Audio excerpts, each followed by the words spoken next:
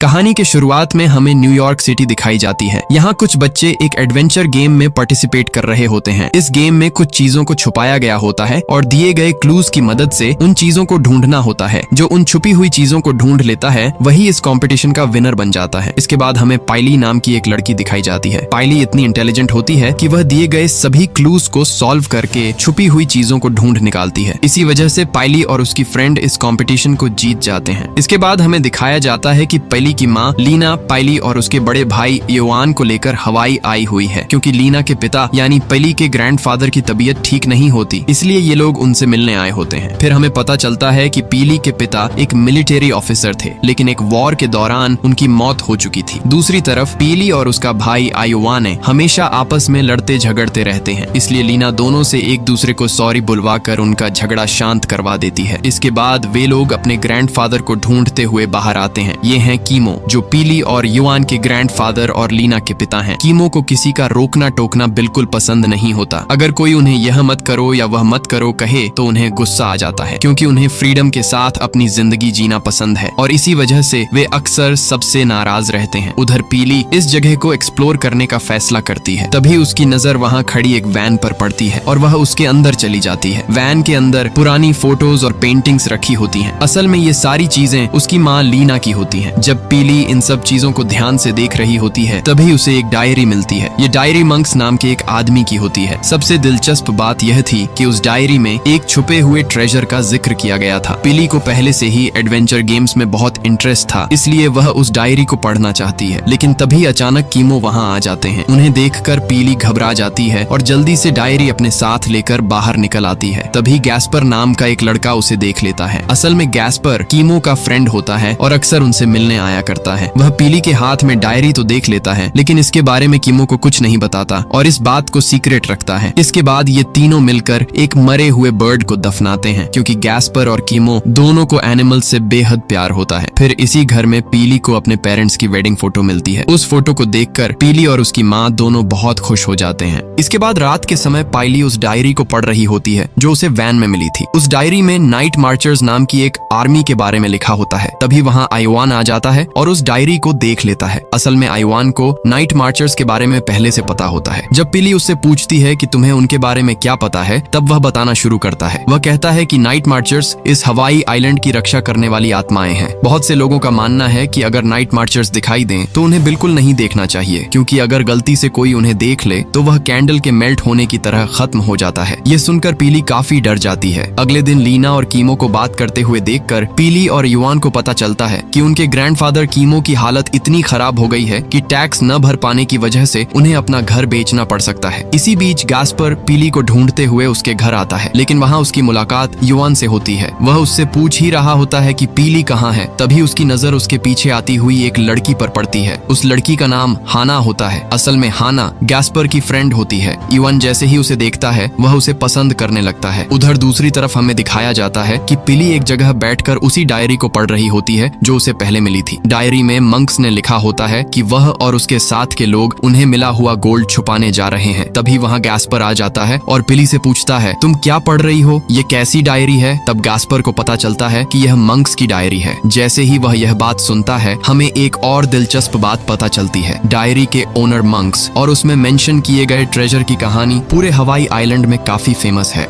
इसमें क्या लिखा है मुझे भी थोड़ा बताओ। ऐसा कहते ही वो भी कहानी सुनाना शुरू कर देती है। वो बताती है कि स्पेन का राजा अपना खजाना छुपाने के लिए कुछ लोगों को भेजता है। उन लोगों में ब्राउन और रॉबिन्स नाम के दो आदमी भी शामिल थे, लेकिन रास्ते में इन दोनों के मन में लालच आ जाता है। ये दोनों मंक के छोटे भाई को अपने साथ मिलाकर कहते हैं, क्यों ना हम स्पेन के राजा को धोखा देकर ये सारा गोल्ड खुद ही रख लें। मंक भी उनकी बात मान जाता है। इसके बाद ये सभी लोग हवाई आइलैंड पहुँचते हैं ताकि इस खजाने को हमेशा के लिए कहीं छुपाया जा सके। पाइली डायरी को यहाँ तक ही पढ़ पाती है, इसलिए गैस्पार भी उसे बस उतनी ही स्टोरी सुनाता है जितनी उसे पता होती है। अब आगे की कहानी सुनो। मंक को किसी ने बहुत बुरी तरह पीटा था। उसकी हालत इतनी खराब हो चुकी थी कि वो समुद्र के किनारे आकर बेहोश होकर गिर जाता है। तभी वहाँ से गुजर रहा एक बुजुर्ग कपल उसे देखता है और उसकी जान बचाने की कोशिश करता है। उसी दौरान मंक अपनी डायरी उस कपल को सौंप देता है। अब जैसे ही ये लोग स्टोरी को आगे बढ़ाने वाले होते हैं तभी वहाँ पाइली के दादाजी कीमो पहुँच जाते हैं। शुरुआत में तो वो गुस्सा हो जाते हैं और डांटते हुए पूछते हैं, तुमने इस डायरी डायरी को हाथ क्यों लगाया, लेकिन कुछ ही देर बाद वो शांत हो जाते हैं। पीली को कुछ समझ नहीं आता क्योंकि वो अभी भी एक छोटी लड़की है। तभी कीमो एक ऐसा राज बताते हैं जिसे सुनकर पीली भी हैरान रह जाती है। वो कहते हैं कि यह डायरी और इसके साथ मिला हुआ गोल्ड कॉइन उनके दादा दादी को खुद मंक ने दिया था। यानी जब मंक घायल हालत में समुद्र किनारे पड़ा हुआ था और जिस बुजुर्ग कपल ने उसकी मदद की थी वो कोई और नहीं बल्कि कीमो के अपने दादा दादी थे। इसके बाद कीमो पीली को पूरे आइलैंड की सैर कराने ले जाता है। वो उसे एक बोट में बैठाकर माउंटेन की तरफ ले जाता है। जैसे ही वो सामने दिखाई देने वाले माउंटेन की ओर इशारा करता है, पीली को अचानक एक बड़ी बात समझ आती है। मंक ने अपनी डायरी में इसी माउंटेन का जिक्र किया था। फिर कीमो अपने पास रखा हुआ गोल्ड कॉइन निकालकर उसे दिखाता है। उस कॉइन को देखते ही पीली को एक और अहम क्लू मिल जाता है। अब उसे यकीन हो जाता है कि वही माउंटेन वो जगह है जहाँ सदियों पहले पूरा ट्रेजर छुपाया गया था। पीली फैसला करती है कि उसे उस माउंटेन को ऊपर से जाकर देखना होगा। वो चढ़ाई शुरू कर देती है और कीमो भी उसके पीछे पीछे चल पड़ता है, लेकिन तभी अचानक उसका पैर फिसल जाता है और वो नीचे गिर पड़ता है, जिससे उसे काफी चोट लग जाती है। इधर ये दोनों शॉपिंग करके वापस आ रहे होते हैं। तभी लीना आइवान से कहती है, दादाजी टैक्स नहीं भर पा रहे हैं। हालत ऐसी हो गई है कि उन्हें घर तक बेचना पड़ सकता है, इसलिए मैं एक डिसीजन लेने के बारे में सोच रही हूँ। फिर वो कहती है, न्यूयॉर्क में हमारा जो घर है उसे बेच देते हैं और हम भी यहीं आकर सेटल हो जाते हैं। लेकिन युआन इस बात के लिए बिल्कुल भी तैयार नहीं होता। वो कहता है, मेरी पूरी एजुकेशन वहीं चल रही है, ऐसे अचानक यहाँ आकर सेटल होना कैसे पॉसिबल है। उसी समय पेली अपनी माँ को कॉल करके बताती है कि दादाजी गिर गए हैं, उन्हें हॉस्पिटल में एडमिट करना पड़ेगा। इसके बाद हमें दिखाया जाता है कि कीमो को हॉस्पिटल लाकर एडमिट कर दिया गया है। लेकिन लीना पेली को डांटते हुए पूछती है, तुम दादाजी को वहाँ क्यों लेकर गई थी। इस वजह से जब पेली घर वापस आती है और गस्पार से बात कर रही होती है, तभी उसके दिमाग में एक आइडिया आता है। वो तुरंत जाकर युआन से कहती है, अगर हम मंक की डायरी में लिखे हुए रॉबिन्सन और ब्राउन के ट्रेजर को ढूंढ लें तो हमारी सारी परेशानियां खत्म हो जाएंगी, हम दादाजी का टैक्स भी भर पाएंगे। लेकिन आइवाने को इस बात पर बिल्कुल भी भरोसा नहीं होता। वो कहता है, ये सब झूठी कहानियां हैं, ट्रेजर जैसा कुछ नहीं होता, तुम जाकर अपना काम करो। लेकिन पेली अब फैसला कर चुकी होती है, चाहे कुछ भी हो जाए उसे उस ट्रेजर को ढूंढ कर ही रहना है। तभी गास्पर भी उसका साथ देते हुए कहता है, कल हम दोनों साथ में चलेंगे और उस ट्रेजर को ढूंढेंगे। अगली सुबह जैसे ही दिन निकलता है, पेली चुपके से युआन का फोन उठा लेती है। उसके बाद दोनों कीमो की कार लेकर उस माउंटेन की तरफ निकल पड़ते हैं जहाँ पेली ने कल ट्रेजर छुपाए जाने का सुराग पाया था। कुछ देर ट्रेवल करने के बाद आखिरकार ये लोग उस जगह पहुंच जाते हैं जहाँ वो माउंटेन मौजूद था। वैसे इस जगह का नजारा देखने लायक होता है। चारों तरफ इतनी खूबसूरती होती है कि कोई भी उसे देखकर मंत्रमुग्ध हो जाए। इधर लीना घर के टेलीफोन पर कॉल करके आइवान से पूछती है, मैं कब से तुम्हारे फोन पर कॉल कर रही हूँ, लेकिन तुम पिक क्यों नहीं कर रहे। तभी आइवान को समझ आ जाता है कि पेली उसका फोन लेकर ट्रेजर की तलाश में निकल चुकी है, लेकिन वो ये बात अपनी माँ को नहीं बताता। उधर पेली और गास्पर माउंटेन वाले इलाके में आगे बढ़ रहे होते हैं। तभी गास्पर का एक फ्रेंड वहाँ पहुँच जाता है। दरअसल वो पूरी जगह उसी के फ्रेंड की होती है, इसलिए वो उन्हें वहाँ घूमने के लिए एक व्हीकल भी दे देता है। अब उसी व्हीकल की मदद से ये दोनों माउंटेन के और करीब पहुँचने लगते हैं। इधर आइवान जब अपने फोन की लोकेशन ट्रैक करता है तब उसे पता चल जाता है कि आखिर पेली इस वक्त कहाँ पर है। तब तक ये दोनों भी उस माउंटेन के पास पहुँच चुके होते हैं। वहाँ पहुँचते ही इन्हें रॉबिन्सन और ब्राउन द्वारा बनाए गए निशान दिखाई देते हैं। इन निशानों को देखकर इन्हें यकीन हो जाता है कि वो सही जगह पर आए हैं। इसके बाद दोनों डायरी में लिखे हुए रास्ते के अनुसार माउंटेन के अंदर जाने की तैयारी करने लगते हैं। लेकिन अंदर जाने से पहले वो अपने पास मौजूद गैर जरूरी सामान वहीं छोड़ देते हैं और सिर्फ जरूरी चीजें लेकर माउंटेन के अंदर एंटर करते हैं। इधर आइवा ने हाना को साथ लेकर पेली और गास्पर को ढूंढने निकल चुका होता है। उसी दौरान पेली और गास्पर माउंटेन के अंदर काफी आगे तक पहुंच चुके होते हैं। तभी उनके सामने एक बड़ा सा होल दिखाई देता है। अब उसके अंदर क्या हो सकता है ये देखने के लिए जैसे ही दोनों आगे बढ़ते हैं, अचानक वहाँ मौजूद चट्टानें टूट कर नीचे गिरने लगती हैं और दोनों सीधे उस होल के अंदर जा गिरते हैं। नीचे पहुंचकर जब वो आसपास देखते हैं तो वहाँ एक स्केलेटन भी पड़ा हुआ दिखाई देता है। उसी समय आइवान और हाना भी माउंटेन वाली जगह पर पहुंच जाते हैं। वहाँ बिखरा हुआ सामान देखकर उन्हें तुरंत समझ आ जाता है कि पेली और गस्पार इसी माउंटेन के अंदर गए हैं, इसीलिए युआन भी अंदर जाने की कोशिश करता है। लेकिन हाना उसे रोकते हुए कहती है, हमें इस केव के अंदर नहीं जाना चाहिए। फिर वो बताती है कि हवाई के लोगों की एक मान्यता है कि इस तरह के माउंटेन्स बेहद पवित्र होते हैं। इसी वजह से मृत लोगों को सम्मान देने के लिए उनकी डेड बॉडीज को ऐसे माउंटेन्स और केव्स के अंदर रखा जाता है। लेकिन इस समय उनके पास कोई और विकल्प नहीं होता। अगर उन्हें पेली और गास्पर को ढूंढना है तो केव के अंदर जाना ही पड़ेगा। उधर नीचे गिरे हुए पेली और गास्पर को उस स्केलेटन के पास एक गोल्ड रिंग मिलती है। गोल्ड रिंग को देखते ही दोनों समझ जाते हैं कि ट्रेजर यहीं कहीं आसपास छुपा हुआ है। उसी समय पेली और गस्पार को ढूंढते हुए युआन और हाना भी केव के अंदर पहुंच जाते हैं और जोर जोर से उन्हें आवाज लगाने लगते हैं। उनकी आवाज सुनकर पेली और गस्पार भी जवाब देते हैं, हम यहाँ हैं। इसके बाद जब वो उन्हें मिली हुई गोल्ड रिंग दिखा दिखाते हैं तो आयोने और हाना को भी यकीन हो जाता है कि इस जगह पर सच में कोई ट्रेजर मौजूद है। उसी समय हमें पता चलता है कि पेली योआने का फोन अपने साथ लेकर आई थी, लेकिन अब वो पूरी तरह टूट चुका है, यानी अब बाहर किसी से कांटेक्ट करना भी पॉसिबल नहीं है। अब आयोने और हाना पेली और गास्पार को ऊपर निकालने की कोशिश करते हैं, लेकिन तभी अचानक ऊपर की चट्टानें फिर से टूटने लगती हैं और देखते ही देखते योआने और हाना भी उसी होल के अंदर गिर जाते हैं। अब चारों लोग उस रहस्यमयी केव के अंदर फंस चुके होते हैं। डायरी के अनुसार ट्रेजर इसी केव के आसपास कहीं छुपा हुआ है, इसलिए वो सोचते हैं कि अगर ट्रेजर मिल जाए तो शायद बाहर निकलने का रास्ता भी मिल सकता है। यही वजह है कि अब सबसे पहले चारों लोग उस ट्रेजर को ढूंढने का फैसला करते हैं।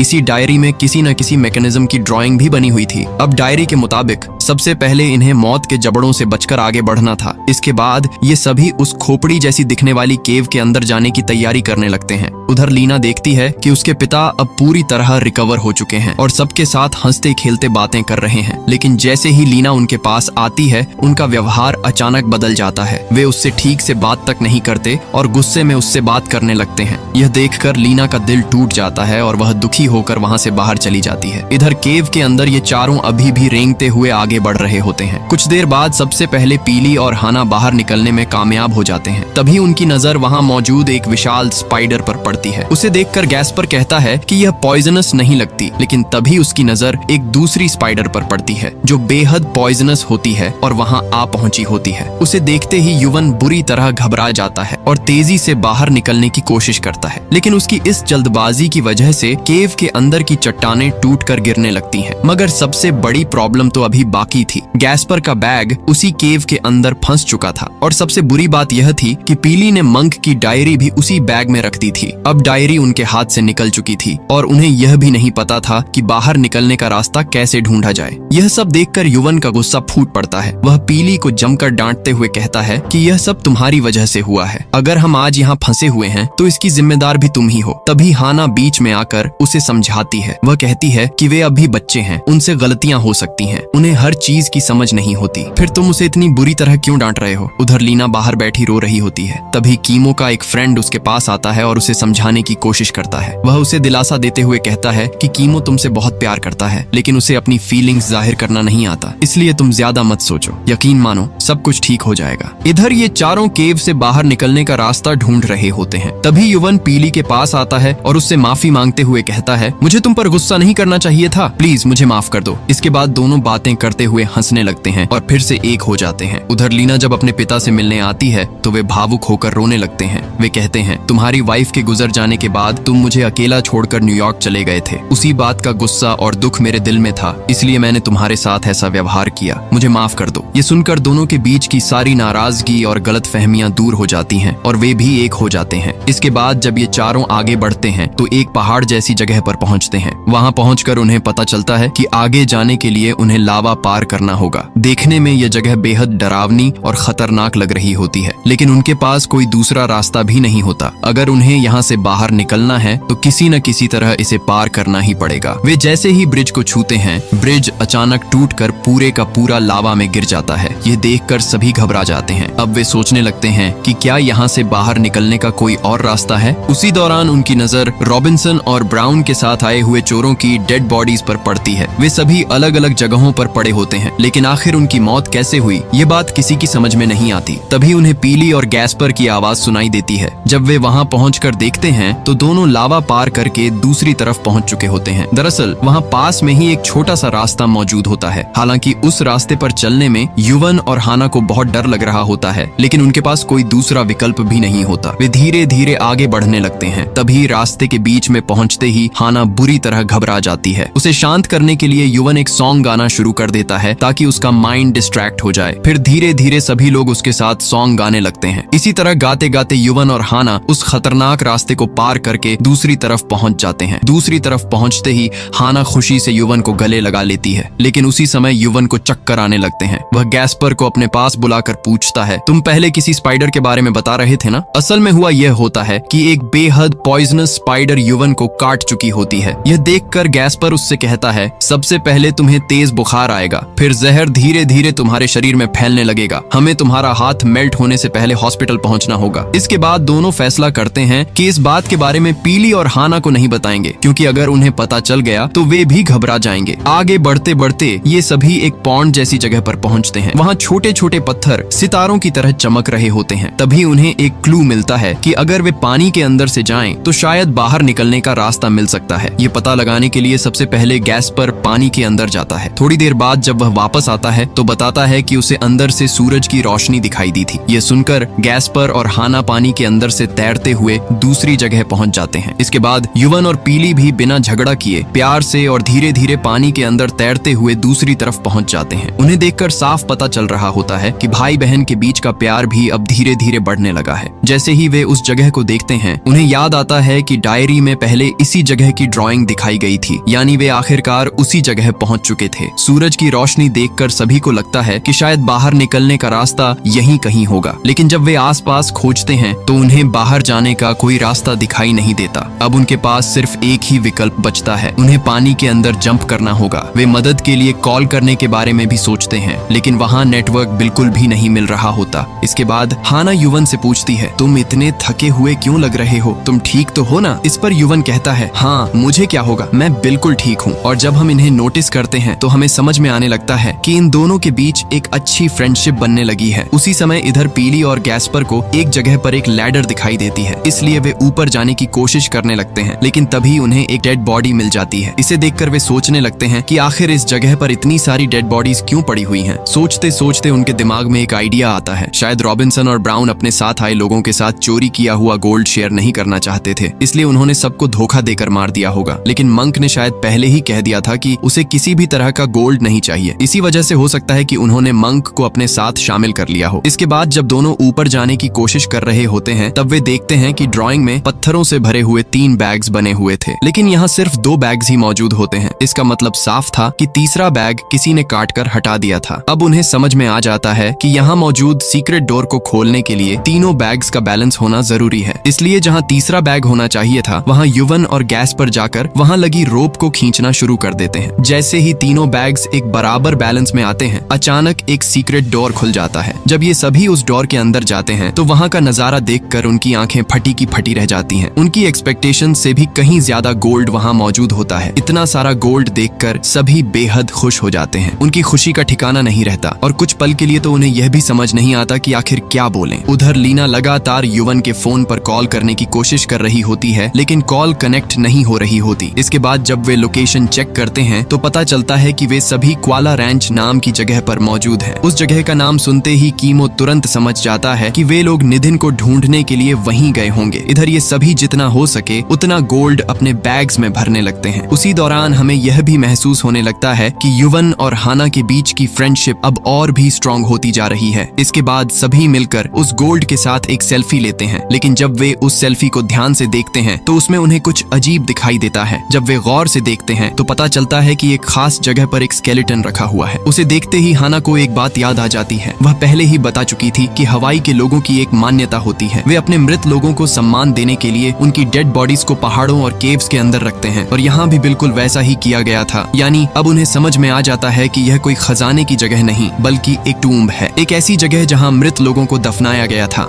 हाना सभी से कहती है, इस जगह पर मौजूद हर एक चीज यहाँ रहने वाली पवित्र आत्माओं की है, हम यहाँ से कुछ भी लेकर नहीं जा सकते। ये कहते हुए वह अपने पास रखा सारा गोल्ड वहीं वापस रख देती है। उसकी बात सुनकर धीरे धीरे पीली को भी सब कुछ समझ में आने लगता है। असल में रॉबिन्सन, ब्राउन और उनकी टीम को यह पता ही नहीं था कि यह जगह एक टूम्ब है। वे लालच में यहाँ तक आ गए थे और फिर उन्हें यहाँ मौजूद आत्माओं का सामना करना पड़ा। इतना ही नहीं, कीमो के दादा को भी यह ट्रेजर मिल चुका था, लेकिन उन्हें पता था कि यह जगह एक टूम्ब है और यहाँ से कुछ भी लेकर नहीं जाना चाहिए। इसी वजह से उन्होंने इस ट्रेजर के बारे में कभी किसी को नहीं बताया। इसके बाद हमें उस बात का भी जवाब मिल जाता है जो हमने पहले देखी थी। 3 पत्थर वाले बैग्स में से एक बैग को किसी ने काट दिया था, और वह बैग किसी और ने नहीं बल्कि खुद कीमो ने काटा था, क्योंकि वह नहीं चाहता था कि कोई भी इस ट्रेजर तक पहुंच सके। ये बात समझ आने के बाद पीली भी अपने पास रखा सारा गोल्ड वहीं छोड़ देती है। उसके साथ गैस पर भी अपना सारा गोल्ड वापस रख देता है, लेकिन युवन अब भी अपनी बात पर अड़ा हुआ होता है। वह अपने पास रखा गोल्ड वापस रखने के लिए बिल्कुल तैयार नहीं होता। वह कहता है, मैं इन आत्माओं आत्माओं पर विश्वास नहीं करता। उधर कीमो लीना से कहता है हमें बच्चों को बचाना होगा। वे उस पहाड़ पर ट्रेजर की तलाश में गए हैं, लेकिन उस जगह पर पवित्र आत्माएं मौजूद हैं। तभी अचानक एक बेहद डरावनी आवाज गूंजने लगती है और देखते ही देखते नीले रंग की आग जल उठती है। पूरा केव जोर जोर से कांपने लगता है। यह सब देखकर चारों बुरी तरह डर जाते हैं और फैसला करते हैं कि उन्हें जितनी जल्दी हो सके यहाँ से बाहर निकलना होगा। वे सभी वाटरफॉल की तरफ भागते हैं, लेकिन तभी पीली को अचानक कुछ याद आता है। वह वापस केव के अंदर जाती है और पत्थर वाले बैग को काट कर उस मिस्ट्री डोर को फिर से बंद कर देती है, क्योंकि वह नहीं चाहती थी कि यह ट्रेजर दोबारा कभी किसी के हाथ लगे। इसके बाद हाना सबको चेतावनी देते हुए कहती है हमें संकेत मिल रहे हैं कि पवित्र आत्माएं हमारी तरफ आ रही हैं। चाहे कुछ भी हो जाए, कोई भी उनकी तरफ मत देखना। अगर हमने उन्हें देख लिया तो हम मर जाएंगे। ये सुनकर सभी सावधान हो जाते हैं। सबसे पहले गैस्पर और हाना पेड़ की जड़ों को पकड़कर नीचे उतरते हैं। उसके बाद पीली और युवन भी नीचे आने लगते हैं, लेकिन युवन की तबीयत पहले से ही खराब होती है। इसी वजह से वह अचानक बेहोश होकर पानी में गिर जाता है। यह देखकर गैस्पर तुरंत पीली को किनारे की तरफ भेज देता है। उधर डूब रहे युवन को बचाने के लिए हाना बिना समय गंवाए पानी में कूद जाती है और उसे पकड़कर बाहर ले आती है। जब सभी देखते हैं कि युवन अभी भी जिंदा है तो मानो उनमें फिर से जान आ जाती है। इसी दौरान पीली और हाना को भी पता चल जाता है कि युवन को एक पॉइजनस स्पाइडर ने काट लिया था। तभी अचानक फिर से एक भयानक आवाज सुनाई देने लगती है। इसका मतलब साफ था, पहाड़ पर मौजूद पवित्र आत्माएं अब उनके करीब पहुंच रही थीं। ये सोचकर चारों अपनी जान बचाने के लिए वहां से भागने लगते हैं। भागते भागते शाम हो जाती है। उधर कीमो भी लगातार भगवान से प्रार्थना कर रहा होता है। वह हाथ जोड़कर कहता है भगवान मेरे बच्चों की रक्षा करना, उन्हें कुछ भी मत होने देना। उसी समय उधर जंगल में लीना भी बच्चों को ढूंढते हुए वहां पहुंच जाती है, लेकिन तब तक वे सभी पवित्र आत्माएं भी वहां आ चुकी होती हैं। यह देखकर सभी समझ जाते हैं कि अगर उन्हें अपनी जान बचानी है तो तुरंत कहीं छिपना होगा। इसीलिए वे वहां मौजूद एक कैबिन के अंदर जाकर खुद को लॉक कर लेते हैं। तभी पीली को समझ में आ जाता है कि आखिर वे पवित्र आत्माएं उनके पीछे क्यों पड़ी हुई हैं। असल में युवन अपने बैग में गोल्ड भर कर ले आया था, इसलिए पीली वह गोल्ड लेकर कैबिन से थोड़ी दूर फेंक देती है। उसी समय सभी पवित्र आत्माएं कैबिन के चारों तरफ आ पहुंचती हैं। फिर जैसे ही वे अंदर आने लगती हैं, सभी लोग अपनी आंखें बंद करके बैठ जाते हैं, क्योंकि उन्हें पहले ही चेतावनी दी गई थी कि अगर उन्होंने पवित्र आत्माओं को देख लिया तो वे मर जाएंगे। तभी एक आत्मा आकर उनके सामने खड़ी हो जाती है, लेकिन लीना अनजाने में उसका चेहरा देख लेती है और जैसे ही वह उसे देखती है उसे समझ में आ जाता है कि वह कोई और नहीं बल्कि उसका पति है जो युद्ध में मारा गया था। हाँ, युवन और पीली के पिता भी एक पवित्र आत्मा बनकर उसी जगह पर मौजूद थे। अपने परिवार को देखकर उनके पिता की आत्मा बहुत खुश हो जाती है। वहीं युवन और पीली भी अपने पिता को देखकर बेहद भावुक और खुश हो जाते हैं। लीना की खुशी का तो कोई ठिकाना ही नहीं रहता। वह इतनी भावुक हो जाती है कि उसे समझ ही नहीं आता कि क्या बोले। इसके बाद उनके पिता की आत्मा आखिरी बार सभी को अलविदा कहती है और वहां से जाने लगती है। साथ ही बाकी पवित्र आत्माएं भी युवन द्वारा लाया गया गोल्ड अपने साथ लेकर चली जाती हैं। पीली का मन करता है कि वह एक बार फिर अपने पिता को देखे। वह उनकी तरफ देखती है, लेकिन कुछ ही पलों बाद वे समुद्र की ओर जाते हुए धीरे धीरे गायब हो जाते हैं। इसके बाद कीमो सभी से कहता है तुम लोग सिर्फ इसलिए जिंदा हो क्योंकि वह पवित्र आत्मा तुम्हारे पिता थे। अगर उनकी जगह कोई और आत्मा होती और तुम उसे देख लेते तो तुम सब मर चुके होते। उधर युवन और हाना भी अब एक दूसरे को पसंद करने लगे होते हैं। इसके बाद कीमो पूरी कहानी विस्तार से बताना शुरू करता है। वह बताता है कि रॉबिन्सन और ब्राउन ने गोल्ड के लालच में अपने साथ आए सभी लोगों को मार डाला था और फिर वे मंक को भी मारने वाले थे, लेकिन उससे पहले ही रॉबिन्सन और ब्राउन के बीच गोल्ड को लेकर झगड़ा शुरू हो गया। दोनों का लालच इतना बढ़ चुका था कि वे आपस में ही लड़ने लगे। लड़ते लड़ते उन्होंने वहां मौजूद पवित्र आत्माओं के स्केलेटन्स को गिरा दिया और जैसे ही ऐसा हुआ पवित्र आत्माएं वहां आ पहुंची, लेकिन मंक किसी तरह अपनी जान बचाकर वहां से निकलने में कामयाब हो गया। बाद में उसी मंक ने वह डायरी कीमो के दादा दादी को दे दी थी। इसके बाद हमें दिखाया जाता है कि जब पीली और युवन छोटे थे तब वे अपने पिता के साथ बिताए गए पुराने वीडियोस देख रहे होते हैं।